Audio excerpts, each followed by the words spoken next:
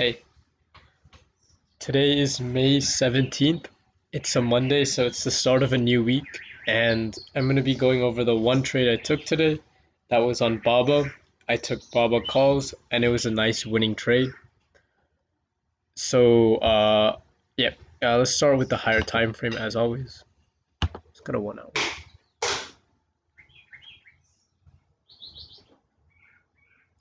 Okay, so you can see that Baba's been pretty weak on a higher time frame. I mean, from around mid of April to mid of May, we've been in a clear downtrend, like have some of the other equities. We did breach this major support level of 215, which is a critical area, and once we broke that, I mean, hell was unleashed. We uh, we didn't test 200 yet, but I'm expecting us to test that sometime in the future. But all of this happened because the market did correct itself last week. There was some nice volatility to the downside. So a lot of the equities did correlate. Um, from my perspective, I did actually have a bearish bias going into this. But I just play whatever the chart tells me to play. So yeah, that's the higher time frame analysis. So if you go down to an intraday time frame, a 5-minute chart, it's where I place all of my entries and exits. What did Baba do? So uh, Baba had a very slight, and it wasn't even a gap up. But Baba did move higher in the morning, and oh, for this, let me go to video actually, so it's easier to see. Okay, yeah, Baba 5 minutes. I don't know why. One second.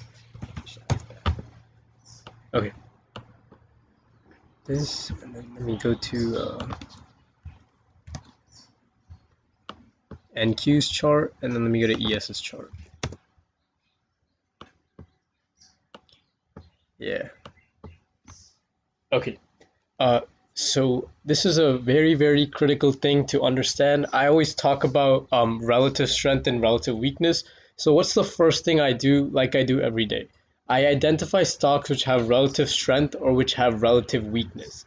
And you can see that Baba formed a higher low. Let me illustrate that. So at 9:30 we put in our first low, and then at 10 o'clock, 10 on the dot, we put in our second low. Look at these lows compared to each other. The low at 10 o'clock is higher than the low at 9:30. So what does this mean? We're forming higher lows on an intraday chart, so we are bullish for BABA. But now let's go over to NQ and ES. What did NQ do at 9:30 and 10? So at 9:30 we had our first low here, and at 10 a.m. we formed our second low. So what is this low? This low is lower than this. So NQ formed a lower low while BABA formed a higher low. So BABA has strength compared to QQQ or NQ. So let's do the same thing for SPY or ES. So SPY put its first low in at 9:30 and it put its second low around 10 o'clock. And again, same thing as NQ, it formed a lower low.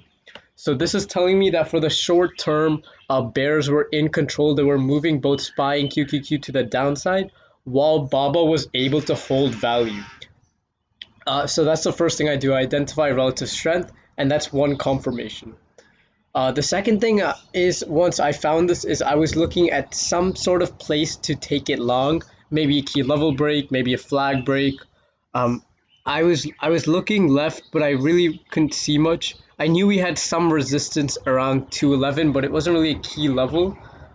So to me, what I noticed is 210. It's a psychological level. It's a rounded number, so as I talk about in all of my videos, rounded numbers are where a lot of traders pay interest to. So 210 is a psychological number.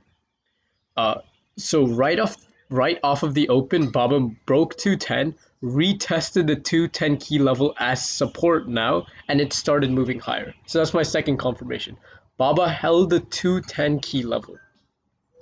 My third confirmation is, as I talk about this volume pattern I see all the time, we move higher on good volume. Let me just illustrate that.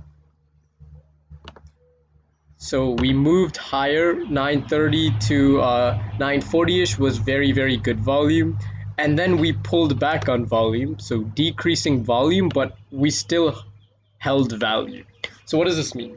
This means that for the first 15-20 minutes, market participants like retail traders pushed the equity higher on good volume. Then we pulled back on decreasing volume, but we still held value. So if you think about it this way, when we have decreasing volume, we have decreased interest. Um, but if we have decreased interest, then technically the equity should tank. But for some reason, Baba was able to hold value on decreasing my bad. Baba was able to hold value on decreasing volume. So that automatically tells me that there's institutions, placed in this area, and they are willing to take it higher. So that was my third confirmation. This volume pattern I see all the time.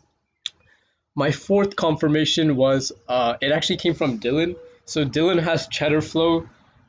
I unfortunately don't have the money to subscribe to Cheddar Flow, but he did tell me that Baba calls were hitting the scanner. So to me, that's just telling me that institutions are getting ready to move this higher.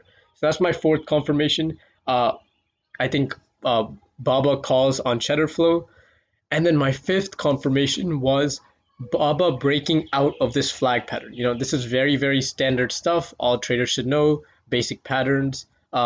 Instead of a key level break this time, it was a flag pattern break. So you can see that Baba rejected this flag at 940, 945, 950, and even 955. So a break above this flag will definitely cause a move higher. My sixth confirmation was NQ bouncing out of demand. I always want to go with the trend. If the market's moving higher, I'm looking for calls. If the market's moving lower, I'm looking for puts. The only exception to that rule is when NQ or ES are in fresh demand. So this was a very, very strong 45-minute demand, which formed from Friday's action. So I knew that if we could pull back and hold value inside of this 45-minute demand, there was good chances that we could reverse. So that's my sixth confirmation. NQ bouncing out of this demand. My seventh confirmation was a 45-minute acting as supply.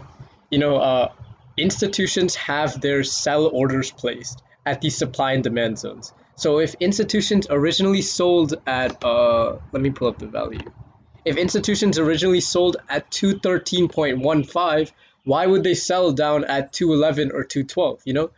They got their fair share of money here at 213.15, so they're going to sell at the same exact place. So that's why these supply and demand zones act as magnets, because institutions are going to get their liquidity filled.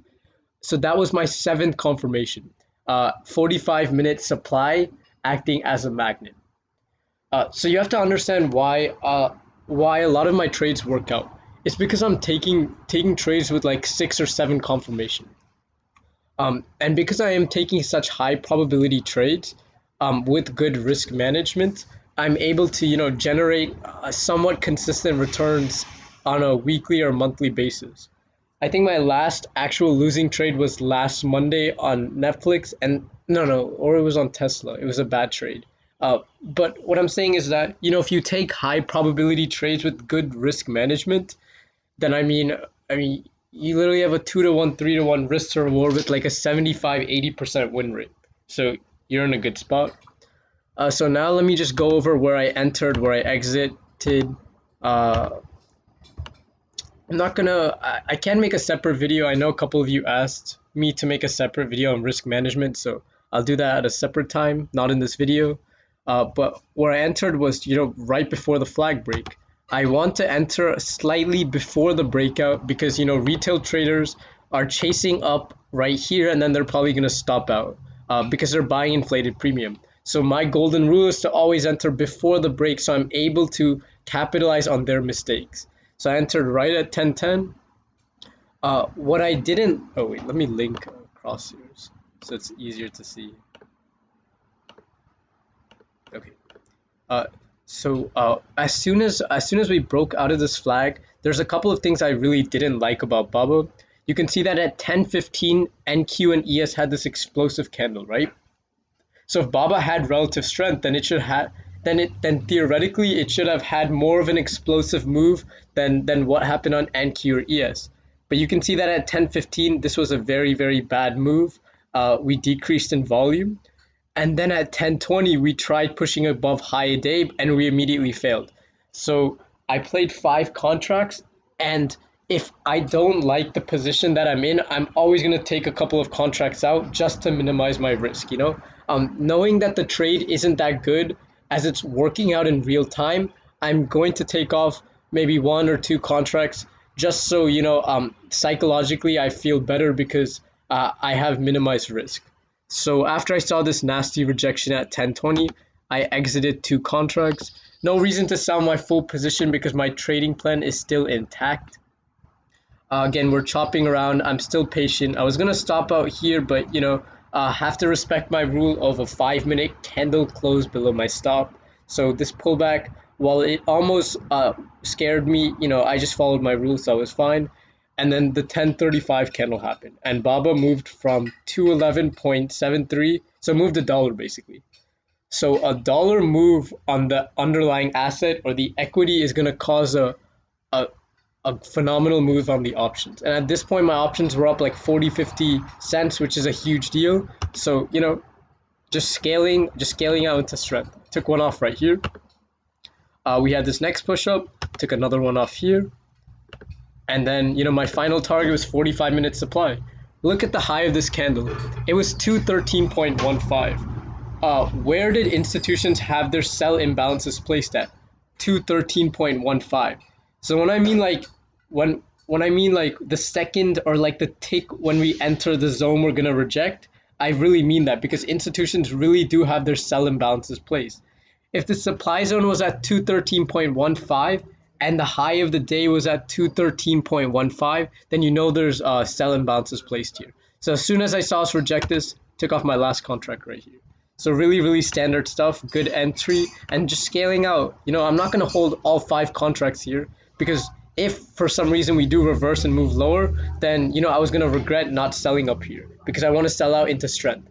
So I took off 2 here, I entered 5 here, took off 2 here, took another one off here, another one off here, and then finally, for my final target, I took another one off here. So in my eyes, this was literally a golden setup. In terms of entries and exits, I think my execution was also perfect. Yes, I would have wanted to hold for more of a time up, but just because of these upper wicks and volume increased and no move higher, I got a little bit scared, so I did exit too just to minimize risk. But overall, it was a very, very good trade. And you have to understand that this market has been one of the toughest markets to trade in. I traded in the COVID market as well, and it was nothing like this. In the COVID market, let me just go to a daily chart. Actually, I should probably do it on ES. But on a daily chart, this was a COVID, I think it was 21, right? So we had this crazy rally up. Literally every single day was green. It was just like you could enter SPY calls at 9:30 and walk away with like $1,000. But this is the market we're in right now.